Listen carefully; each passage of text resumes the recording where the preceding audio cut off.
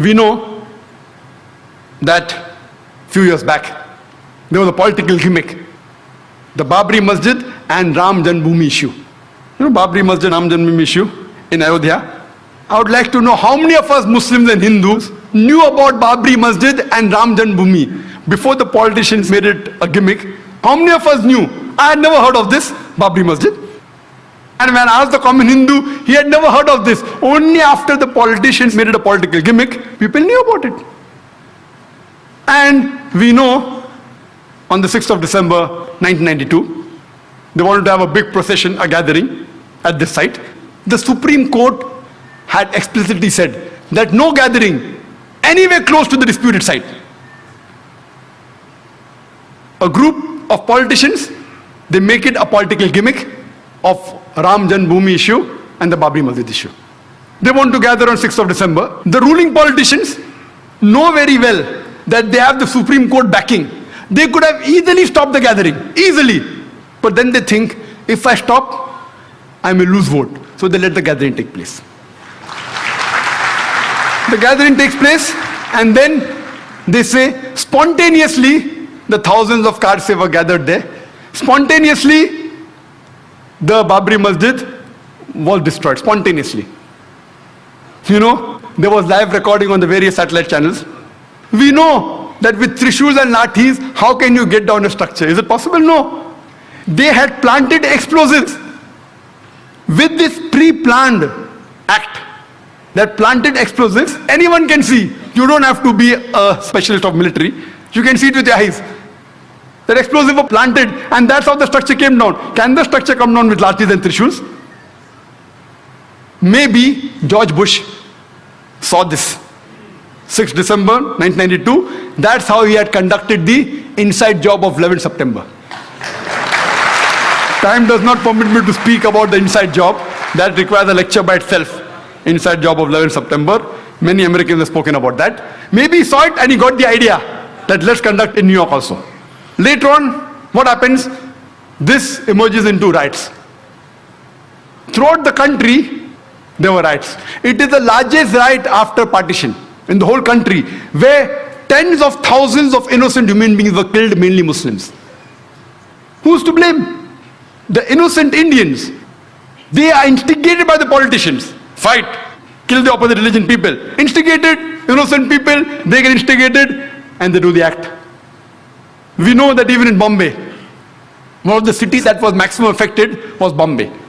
Even during partition, the riots that took place in Bombay was the worst in the history of Bombay. Even during partition, so many people were not killed as during the December 92 and January 93 riots.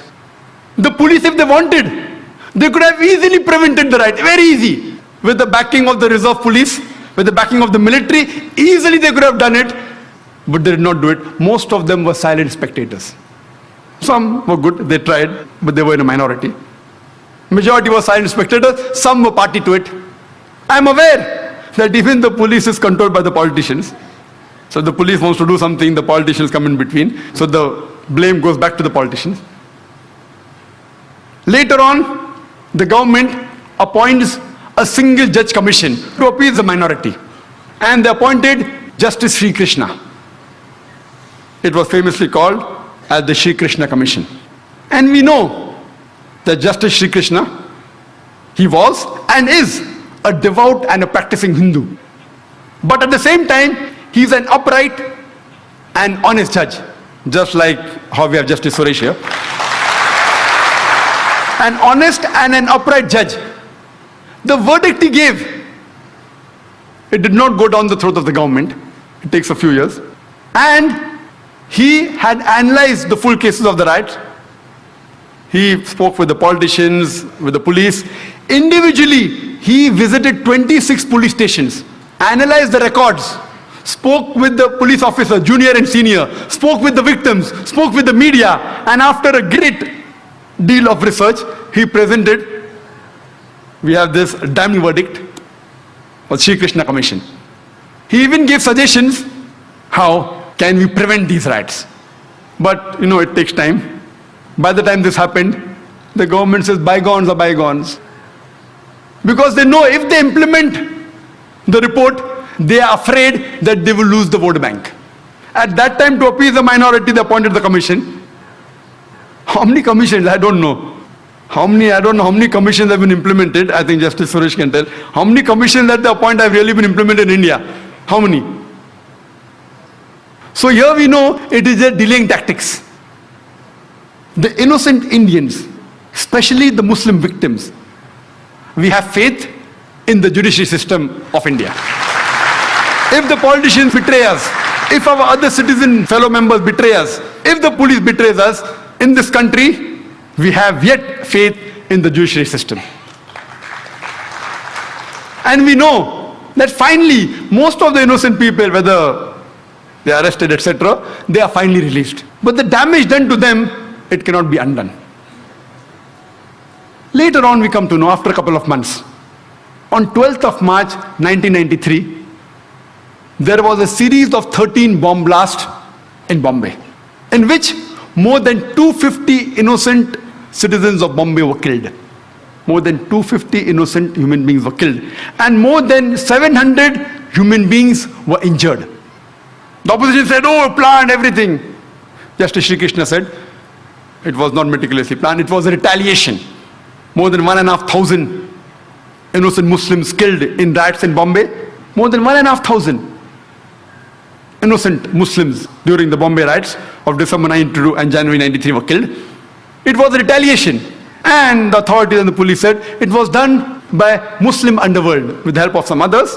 That's how the bomb blast took place.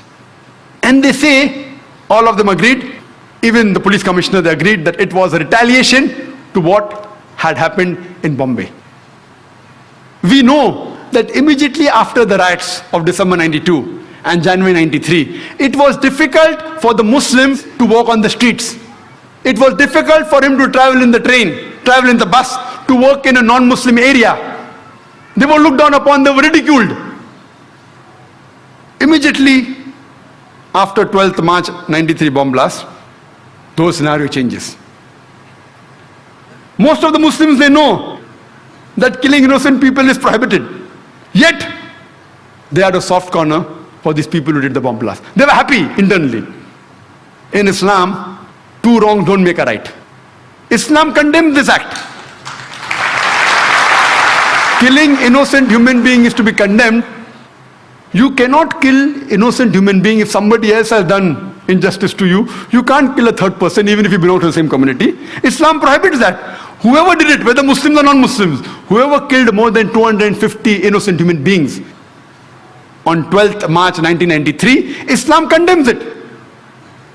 Most of the Muslims knew that killing innocent people is haram, it is prohibited, yet they were internally happy. But you cannot use wrong means to reach a right goal. You cannot.